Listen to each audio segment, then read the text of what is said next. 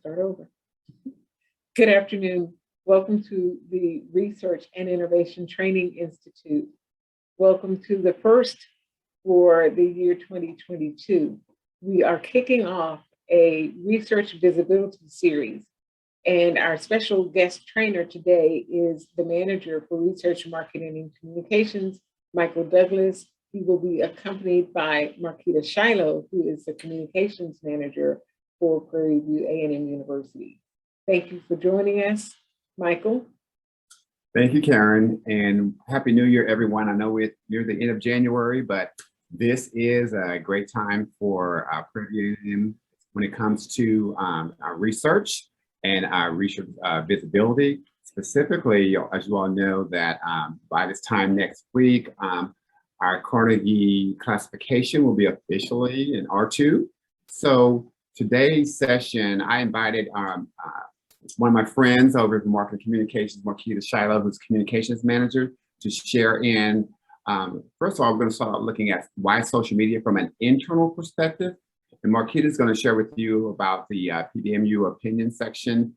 And then I'll circle back with it because, again, our getting you all visible will lead into greater things, not only maintaining our R2 status, but other opportunities. But we're going to get started with the importance of internal visibility with Marquita Shiloh. Hello, it's nice to meet you all over Zoom. I'll get started. Let's see, I think Michael's clicking for me. So the topic is, why should I write an opinion article? And this is from your point of view. Why do I need to write an opinion piece? Let me move this over so I can see. So in a good opinion article, it can clarify your knowledge, explain any contradictions that might be out there, and even create a consensus where none existed before. So in your realm, this would be any new research that you have going on or a new grant that you have. And so this piece would basically explain why it's important and why people need to care. And also it's an opportunity to show something new that people don't know about.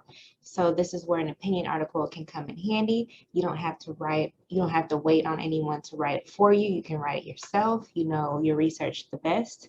So in my opinion, this is really great for you all if you could get started writing opinion pieces. Something else that they do, they also elevate the profile of Prairie View. As Michael and Karen mentioned, the R2 status, and these just really further solidify why Prairie View is a great research institution, and your opinion pieces can help with that. So what is the goal of an opinion piece? It's really to persuade the reader why your position, why your research is the best out there. It will support your claim with facts, statistics, real life examples, and you can also add in your published research study for more background. So it's basically a way to explain to people who don't really know about the subject. They get more insight into what it's about and what it can mean for them and why it's important for the world, everyone in it. And the most important thing is, whenever you're writing this, it needs to be in a way that everyone can understand and not just those who are studying the topic. So that's the most important piece about that, is to write it so that everyone can understand. So the first example is the only example that I have right now, but we have plenty of opinion pieces on the website. This is the one I picked. It's by Dean Caduce. And I picked this one because it's continuously in our analytics report. So far, I think it was posted when this is April 2020, and so far it's gotten over 10,000 clicks. And so he is writing this from the perspective of an economist, and why I think it was he was writing it on the $2.2 trillion relief package that the government put in place, and the good things and the bad things that it can mean for the economy. And he explained it. He explained what the package was. He explained why it was good and why it was bad. And there are links in there that you can click on for background. He included those. and just various research on the subject. And people are very interested in this topic. I think just this week it had 200 views. So that's why I picked his, is just a good example on how sharing your knowledge can benefit the public, and people can keep coming back to it for more info on this particular subject. So that's the only example I included. We have other ones on the homepage. I don't know if Michael can click on the homepage from there, but I'll just show you where they are all posted. And from the homepage, you would click on newsroom whenever it loads. It's right under there. And then we have an opinion section. It's set aside just for opinion pieces. And so we've had some from faculty, some students have even written some. Vice President Magesh, he wrote one a few weeks ago on the first generation student week, I believe it was. So there's just a bunch of different topics you could cover. But like I said before, your particular, or what would interest you all, it will be talking about your research. And this is not a strong area that we have right now on the website. So this would be really, really good if we could start posting your opinion pieces on the research that you're doing. It will be really good for PV and also the audience that you can build from that. So, got rid of all that. Okay. All right, so you might be asking, okay, so how do I submit my opinion piece? So the first thing you need to do is write it, of course. I get asked this question a lot, how long should it be? And I'll be honest, a lot of people don't like to read. So I say a good rule of thumb is no or around a page in a Word document. I have seen some that are more than 2 pages. I think Dean Caduceus his was almost 3. So it just depends on what you have to say, how much you have to say. It's always good to get what you need to say, get it out there, and write clear, concise, to the point. But the longer ones do well, as you just saw, they do well as well. So after you have it written and you run it through Grammarly, you send it to Michael Douglas, and then he will review it and suggest any edits to you. And then after he gets done, then he normally sends them to me, and I'll do the same, suggest any edits. And depending on the topic, this is where it gets posted. So it just depends. If it's something that the general public will benefit from, if it's something that'll elevate the profile of the university, it'll go on the homepage. But if it's something that's catered to a very specific audience, it can go on the newsroom, which we just showed you. And just because it's posted on the newsroom does not make it any less important than it going on the homepage. It'll still get the same amount of views, because in point number 5, Michael will work with our public relations specialist, and that's Kendra Gibbs, and they'll work together to disseminate your article, and any of your contact information. And of course, they'll get with you beforehand if you're comfortable sharing this, if you want to speak to the media about this, of your topic of expertise. Of course, they'll confirm that with you first, and then once everyone's okay, then they will send your information out, and they'll put together a press release, and it'll link to the article on our website where they can read more about it. And if they want to talk to you about it, then they'll contact our team to get in touch with you. So your contact information will not be out for everyone to see. It'll just be for me, Michael, and Kendra to share with the media when they ask, and if you're available. So that's just a nutshell of how opinion articles work here at PV. I hope this was helpful. I haven't eaten lunch yet, so I'm stumbling over my words a little bit, but I hope this made sense. Does anyone have any questions or just any comments that you'd like to ask or share? Nope. All right. Thanks, everyone. Thank you, Marquita. Okay, so as Marquita just shared, reason why social media, one, part of increasing your individual visibility will go towards the overall university visibility. And Kendra is the media relations specialist. So again, she works with, she was going to join us, but we have media on campus right now. So she's working with them for a deadline story. And so again, so as you increase your visibility, it eventually leads to the university's visibility because, for example, it also elevates your college, it elevates your school, your department, and yourself. And so by being quoted, with media, that's a good thing. And as we mentioned earlier, now with our new Carnegie classification 2 or R2 classification, we need to make certain that we maintain the status of more research, which y'all are doing, but also gaining more visibility. And this visibility and these rankings are very important because, as you all know, the U.S. News World Report, one of the key components into those rankings is how many times you were mentioned in the media. So if you individually being mentioned or being sought out, or you are engaging, that kind of leads again to your school, your department, and the university as a whole being engaged. So the more mentioned, the more visibility, and the more awareness of Prairie View, again, it increases our status in the rankings. And also how we go about gaining this visibility and why social media is an easy tool to get into, because it allows you to network not only your research peers, but also reporters from different avenues. And we'll go into some of those, how you can find them in a little bit, but it also gives you direct access to a lot of these federal agencies that are actually funding this research. And oftentimes they will reshare some things that pertains to someone who's funded by them via their social media outlets as well. And it also gives you direct access to some of these industries. As you all know, last Tuesday on the 18th, we had the Shell PVAMU research nature-based solution signing. And Shell reshared everything that we were sharing from our R&I social media handles, as well as from Prairie View. So again, industry partners will also be resharing your content, but also looking for you to reach out to them, because if there's something that they are announcing and that's in your wheelhouse or your research area, that's a direct access to them. And lastly, you can find other researchers and other faculty members who are also heavily engaged in research, but also utilizing social media to share what they're doing and also to be found.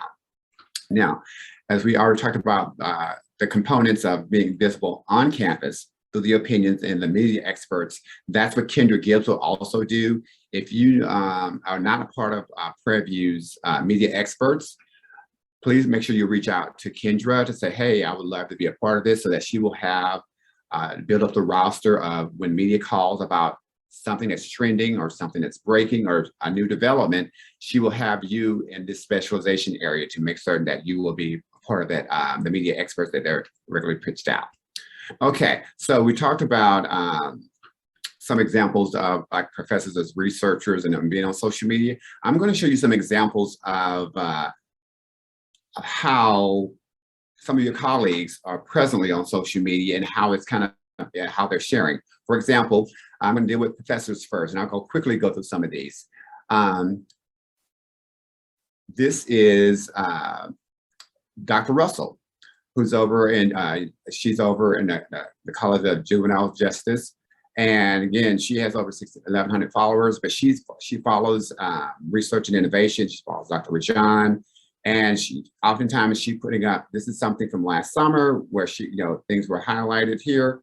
And as you notice, she has a website, her own website here. But then she also reshares things from the university that gets eyes on us from the archives. So that she's just one. I'm going to take you to Dr. Rajan's page, for example.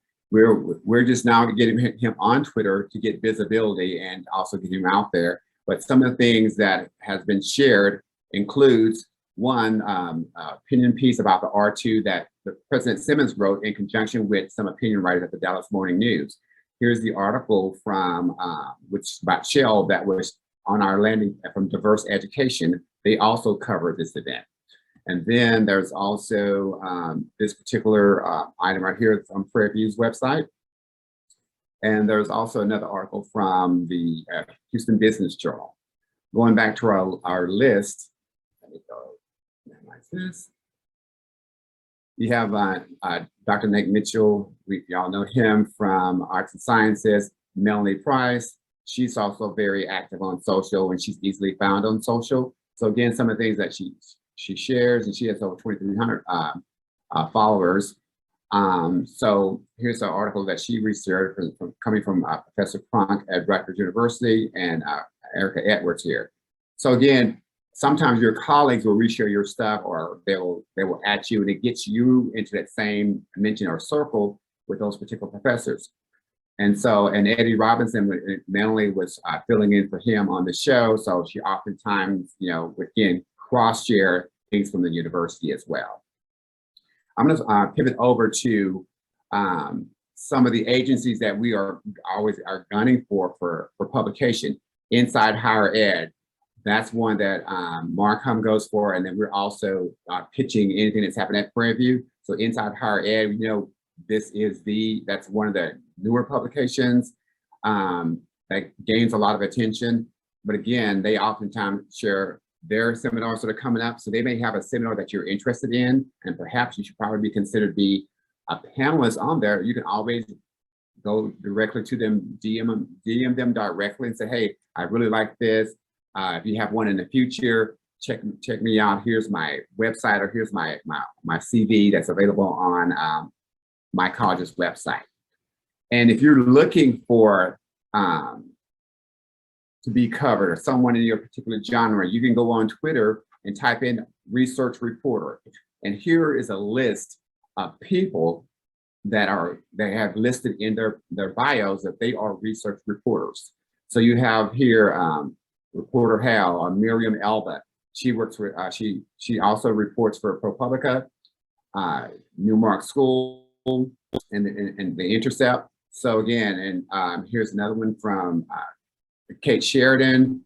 She also reports for Montreal Gazette, which is up in Canada, but also with Newsweek, formerly there. But again, you see where she's located, and it gives you a lot of different avenues of how to reach out. The UAB reporter, that's the University of Alabama at Birmingham. So this is from their kind of Markham related division. They share out their professor content, which Markham also does with its media relations Twitter account, as well as its main page. And then if you're looking for agencies, for example, I'm going to use NSF. NSF is one that I shared anything that's coming from the professors that have gotten announcements or been awarded. When we share it out on social, we will at them. So the National Science Foundation, they are heavily involved on Twitter. As you see, they shared just an hour ago. They have invested in STEM, med research and development to cultivate a diverse STEM workforce. So these are keywords for research, diverse, STEM, and they have a link to what they're looking for. And then here's them talking about research that's going on at UT Austin. So again, they love resharing their items coming from their researchers that they are funding as well. And if you want to look at other agencies, I typed in here for agencies, and I put in a basic search word that says research science. And here are all research science instead of science reporters that are actively involved. This is just on Twitter. And again, we know that the reason why I say Twitter is one to easily navigate, because it doesn't take a lot of work to get on there, but it's also a research tool for you to find these agencies and see what they're sharing. If they're making announcements about recently available funding, you can go directly to their source, and it'll hyperlink you to their website as well. So here we have the National Science Foundation, the Office of Sciences, NASA's on here, the Air Force Research Lab, University of Houston, kind of odd, but sometimes people pay for placement. So you'll see some people that kind of look odd. It was odd for University of Houston to pop up right here in the midst of all of these research science locations. The EPA, Pew Research Science Center, Trinity Research and Social Sciences. And this is just from 2 keywords. If you are, for example, agriculture research, since that's kind of big with Prairie View right now, but we're looking for research. Here's the Agricultural Research Center. That would be great for when we're sharing stories about our the NSB, the Shell, and the Prairie View research. Once we start producing and starting the research, it'll be something that we would definitely share to them as well. And so part of it, and then you got the CDOC for our ag research right here, and it tells you who they are. This is from the UK, UK and stuff like that. but you can really kind of find who you're looking for. So if I'm looking for a reporter, say for example, Audra Birch, who works for she works for the New York Times. And Audra, her profile here, she's a national correspondent. I met her when she was at the Miami Herald. And so if there's ever a particular story that I know she would be interested in, she's more on the side of dealing with diversity, voting, and a lot of different issues. But I'll say, hey, Audra, I could either tweet her on her site, or else perhaps DM her, make sure that I'm following her. And you can see she also shares the type of stories, and she reshares stories from the New York Times, but you can see kind of what she looks into. For example, here's a New York Times story about hospitals confronting the fallout from the Supreme Court ruling on vaccinations. Now, this would be something that's of interest perhaps to the College of Nursing, or if you're researching vaccines and things of that nature, this is something to show you what the New York Times and this particular reporter, you would add her to your list. So she says she's following the money in healthcare. So, and also that kind of tells you what she's about and what she's interested in as far as a reporter. And she has other colleagues that may, if she's not in your wheelhouse, most of these reporters will cross-share the experts with their colleagues. Okay.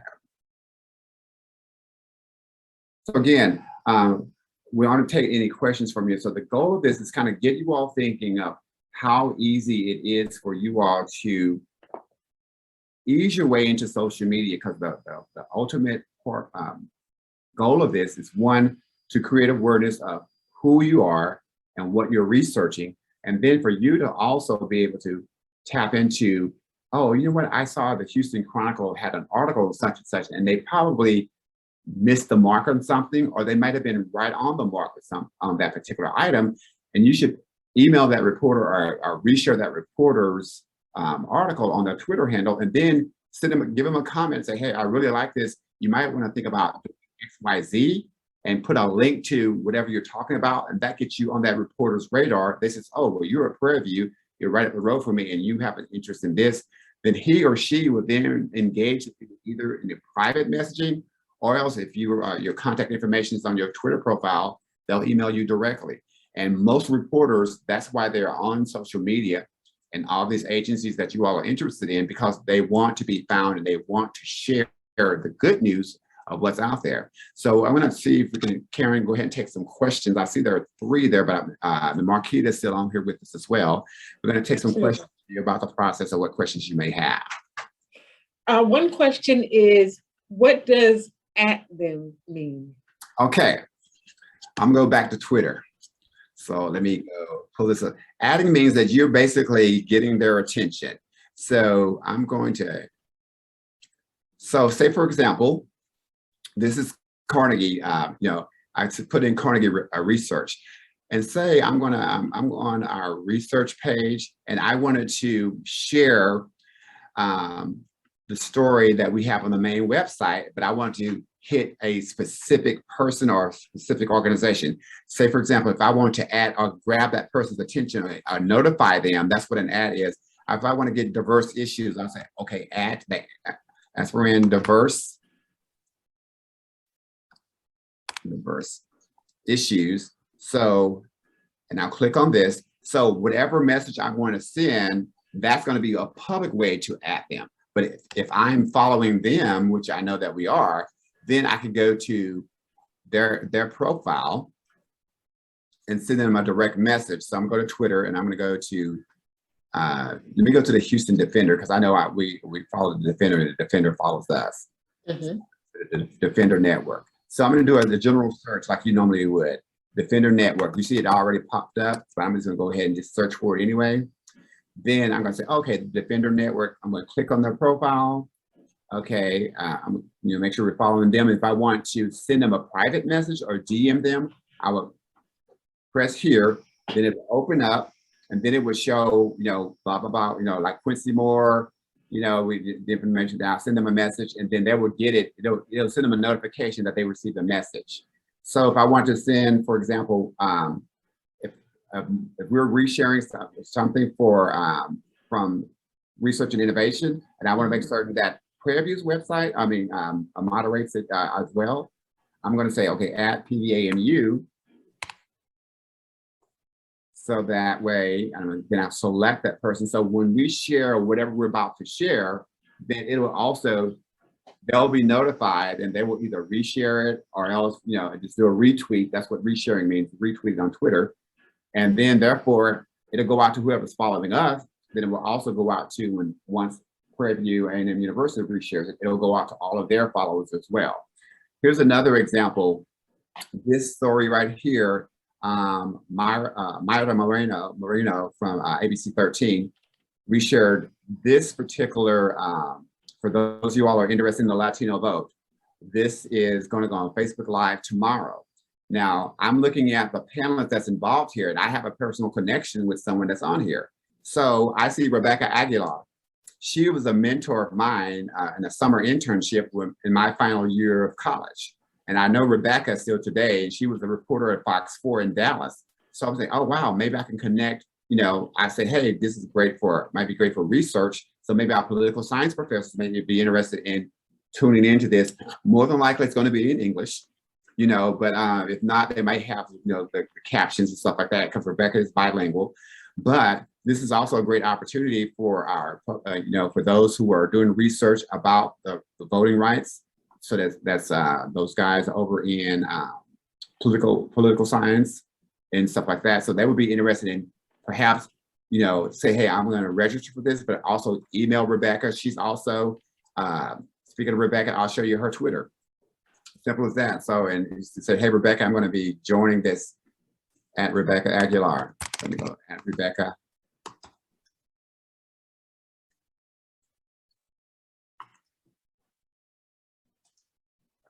So here's Rebecca Aguilar. So I'm also going to go to, so I can, hey, say, hey, Rebecca, looking forward to this. I also, research this. If you do another one, I would love to be a part of your next such and such. And Rebecca's the type of person, she would directly reach out to you and engage you, because again, she's also the national, as you see here, she's the national president for the Society of Professional Journalists. And so that's another great connection for if you're trying to do anything that's pertaining to the brown community or the Latinx community, and you want to reach some reporters that are maybe for the Spanish language market or just Hispanic reporters in general, Rebecca would be a great asset to be able to do that. And you can say, oh, Michael Douglas told me to reach out to you. She's going to, again, there's another way of kind of connecting like that. Okay, Karen, next question. Next question, and this may be for Marquita. How do I know if my op-ed topic is safe? It's controversial. So that's a great question. We've had a few op-eds that could be controversial, but because they got really great traction, and we had a few reporters contact us to interview this particular professor. So if you think it's controversial, that's no problem. As long as it doesn't put PP down in any way, we are more than happy to share them if it's explaining your view on something that people might not be aware of, or they might not know that this is happening. So just like Dr. Cadiz, his title could be controversial, but as you saw, it is very popular with the readers. So it's really just depends on what the topic is, and we can talk about it further if need be. And if I could add to what Marquita is saying, oftentimes it may seem controversial to you, but you may actually be factually correct. And therefore, bringing that light in there elevates you as an expert in that realm, because you're more than likely going to show, with your facts, A, B, C, and D, and that says, oh, so it may seem controversial, but it's actual, shedding light on the truth. And that's a great thing as well, because sometimes reporters can be wrong. And, that's when you write a correction, or if facts change, then they'll update the story. So, and that's okay as well, because again, controversy does not mean that it could just be a new approach, and sometimes just receiving it actually gives you the traction and shows that you are an expert, because again, you're showing a different aspect to this their topic. And if I may add, controversy is also something that makes something newsworthy. So if something is controversial, it's most likely very newsworthy, and the reporters would love to talk to you about it. I think Also, one of the researchers, I think he's working on a piece about why cloth masks are basically useless now. And so that could be controversial to some people. So his paper will explain why, and then it'll also be backed up with his research on why he said that. is there a difference also between the researcher's voice and the university's voice? Yes, no? Yes, I'll chime in from my media specialist experience. The thing about it is, the university has its own voice. You know, Prairie View on the marketing communication side, they are pushing one voice. President Simmons has her own voice, and everything is really kind of working in concert. But one thing that the president has charged the deans, the administrators, to be on be out in the forefront of their college and schools. And a lot of the deans and administrators have also charged the professors or researchers that, hey, that's your stuff. Be out there, because again, it is your unique voice. Now, if you're doing something radical that's going to get somebody sued, that's a whole nother situation. But again, you do have your own voice. Even the way you operate your social media, you can, and that's where social media comes in for you to display what is your voice. Because most of the reporters on there should not have an opinion. We're talking about reporters that are, they're non-biased. I'm not talking about those who are on these extremes. I'm talking about true journalists will tell you, this is what I cover. This is, stuff like that. So your voice should be very distinct so that, so people know, oh, that is your voice. For example, Mark Hill, who's a professor at Temple University. Mark is very media savvy. He also hosts a show on the Black News Channel, but Mark has his voice separate from what he has at Temple University. And journalists, when we understand that you operate as a researcher in one capacity, you have a voice as a faculty member, and you also have a voice as an individual. But when you're dealing with your research voice should always be who you are, because when they look at your research history, it's probably going to make sense.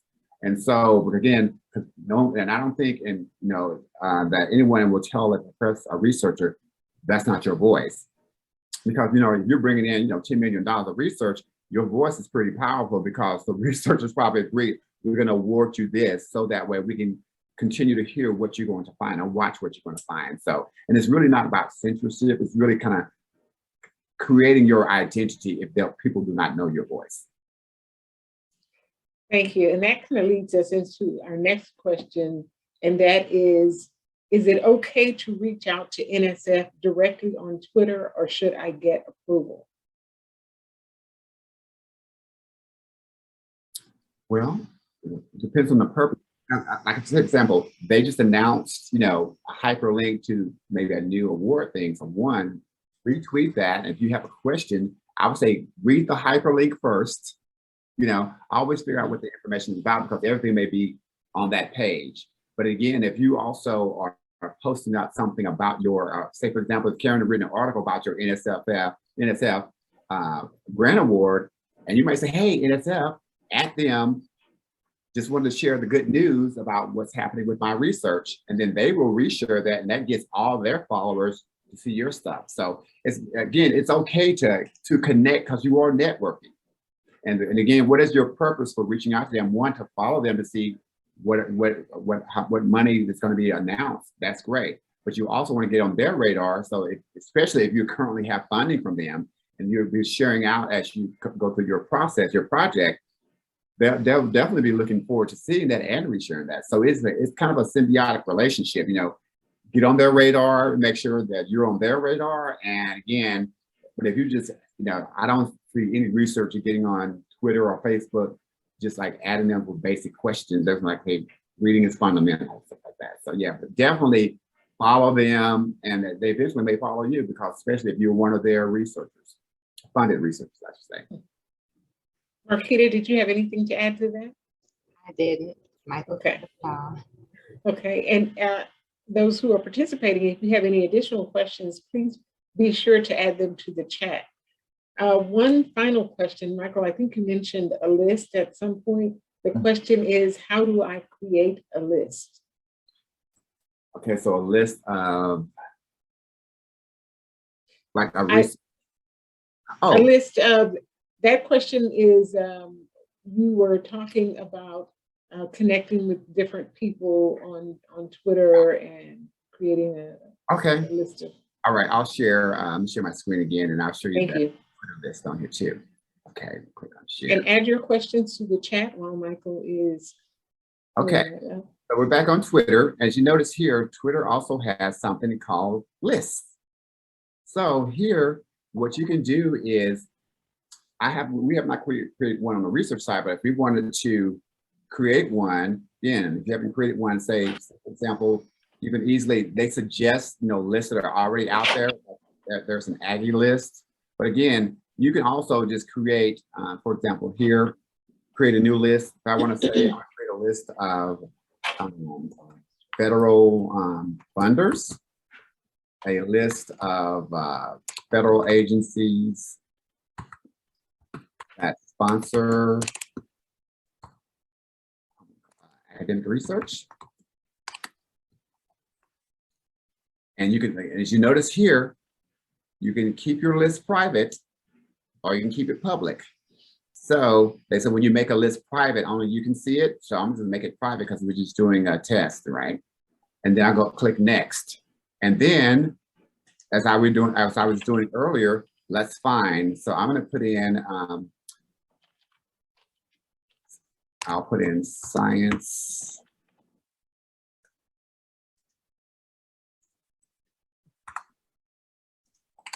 I'm just gonna put in the word science. See what we come up with. So here we have, see, Reuters Science News. That'll be great if I'm sharing Prairie View News or our research news. So I can put that in science news list, but I'm looking for science funders. So I'll say I'll add NSF to it. Let's see who else is on here. National Science Foundation 360. I'll go ahead and add them. Office of Science. Sure, why not? Then I'm going to go back and say, let me go ahead and put in NASA, because NASA oftentimes has funding. Let me see how I can find in NASA. So have NASA in general, okay, but maybe NASA small business, that would be great for our innovation side. If I was doing that, Johnson Space Center, that would be great for just making certain that I can add them, not for funding purposes, but that's for science, and they may be sharing that, since we have a partnership with them, I would probably add them on there. NASA Earth, NASA Marshall. So again, you do your keyword searches, then create a list based upon your keywords, and you can keep it public or you can keep it private. And once you're done, you just click done, and then it tells you, as you see this lock right here, that means no one can see my list because I have it private. And if I want to go back and adjust it and make it, okay, science journalists, I can go put in, science reporters, and I can add every one of those reporters that seem to meet my little niche. And therefore I can go to that list and then be able to share, tweet that everyone on that list if need be.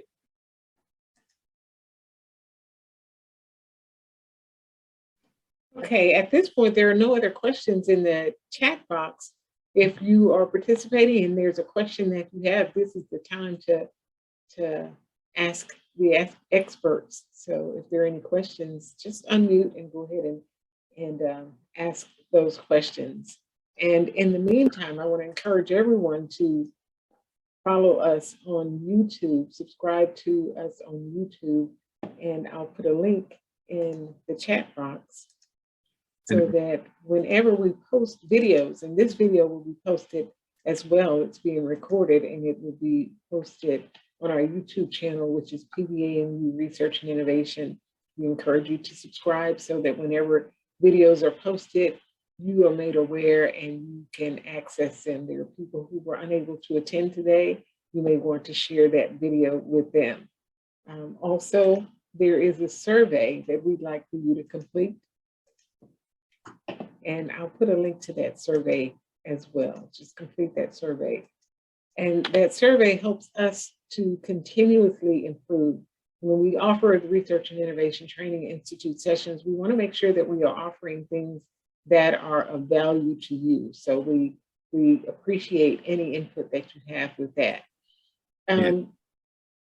In I was going to just do a quick little recap again. There's like a purpose of visibility. So again, your individual visibility is extremely important for your individual research, as well as for your department, your college or school, as well as the university.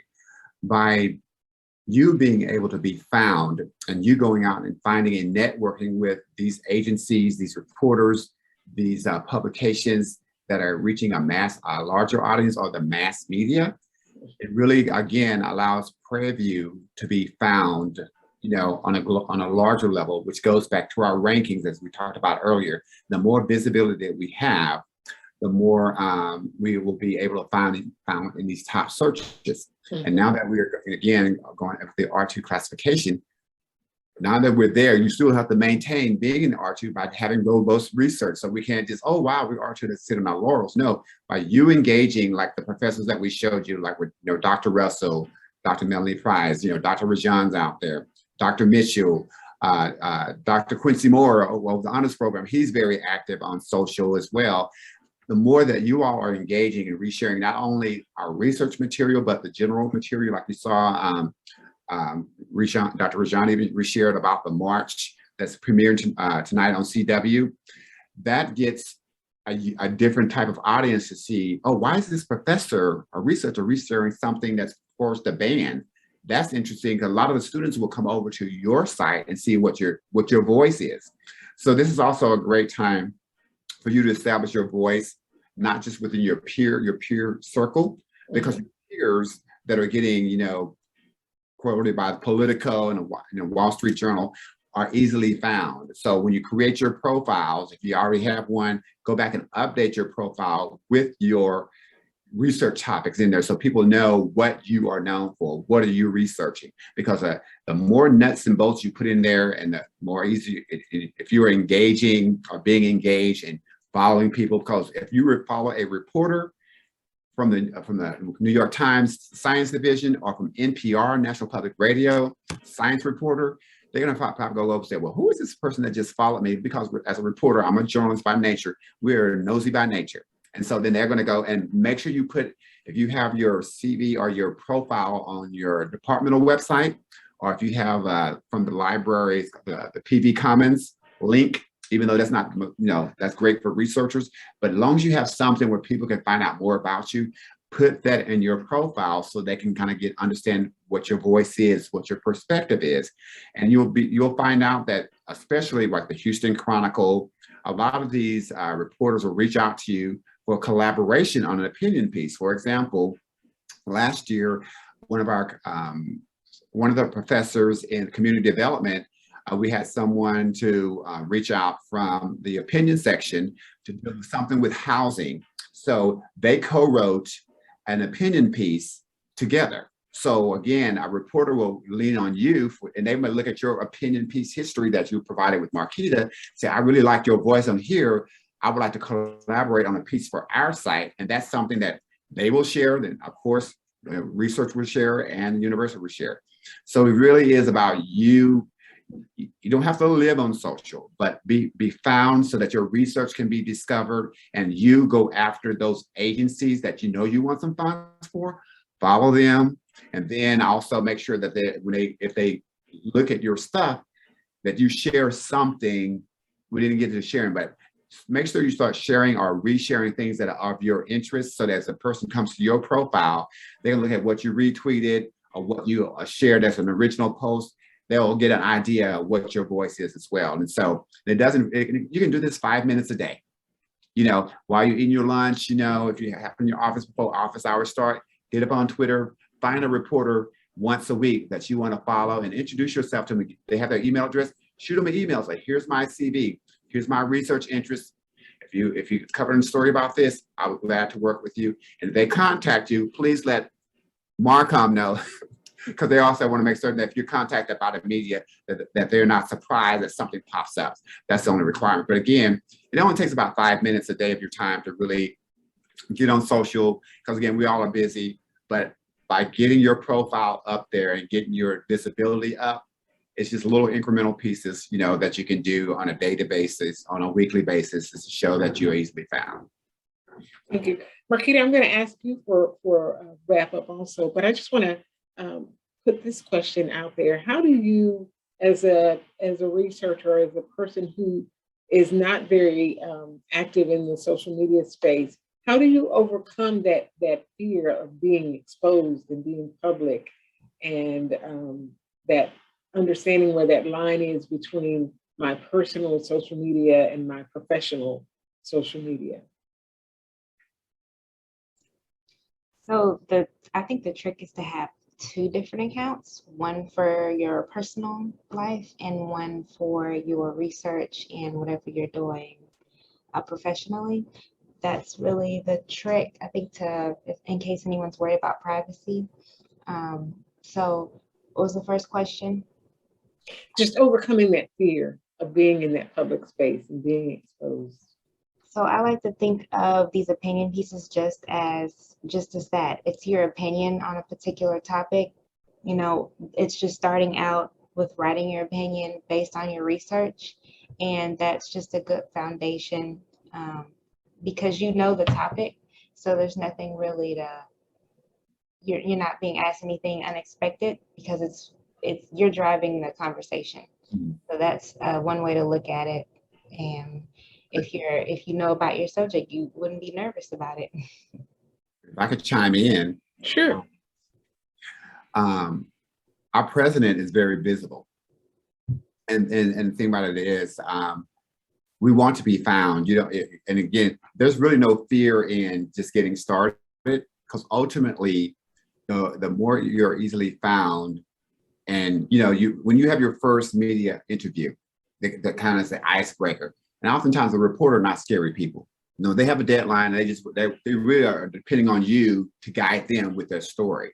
So just creating a profile, if you don't want to have one for personal, that's fine. Because again, some of these professors, like Melanie Price, she is kind of her own brand, you know.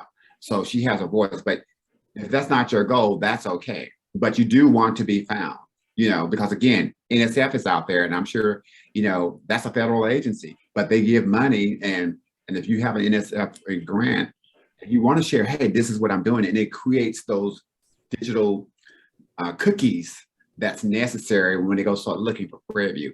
And the thing about it is, again, you don't have to be like your students. You're not trying to be you are trying to be an influencer, but not to the level that they're trying to be. What you're basically trying to showcase is the amount of time and energy you put in to get into these degrees that you have, and the amount of time and energy that you're putting into this research that you love to do. Why not share what you love?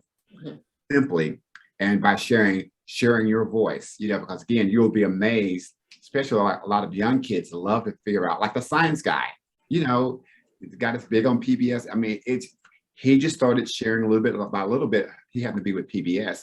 Again, the biggest fear is, you know, again, if you have your university president is a leader in doing this, you don't have to be on the, you know, again, you know, Dr. Simmons, she's a pro in her own right. But the thing about it is, she's showing us by example of what she wants everyone to do. So how about those that say, okay, you're asking me to do one more thing? Well, I'll chime into Marquita, then I'll pivot back to you. Again, we always have to do one more thing, because again, our visibility, these rankings, you know, being visible is part of that.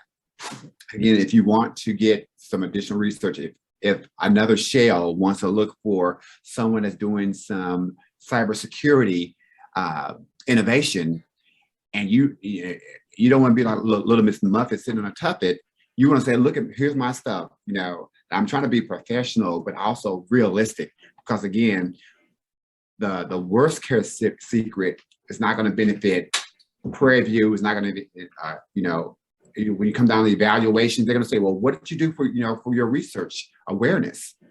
Oh, well, I had all this great stuff, but why didn't you share it? Because again, part of your job is being, you are a champion for your research. You're a champion for your department. You're a champion for your college or school. You're a champion for Prairie View. That's part of that that agreement of welcoming to the hill. That you know, again, if you're shy by nature, that's fine.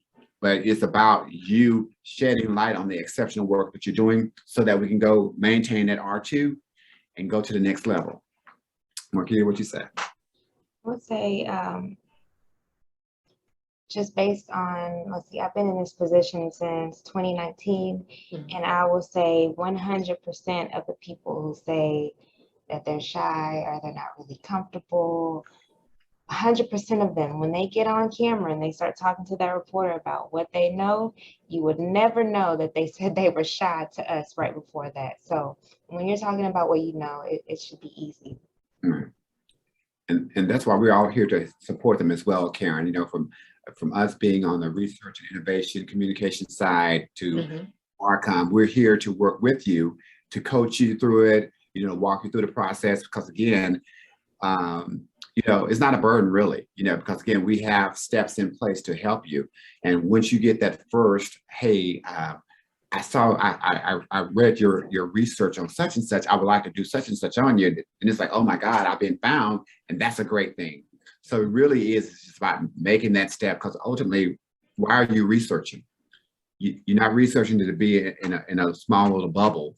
That's not going to get you to an R2. You know, you got one research project, $100,000. Share what you've done, and you might get another 5 million based upon being found on a link on Twitter or on Facebook, because again, it's out there. That's what networking is about.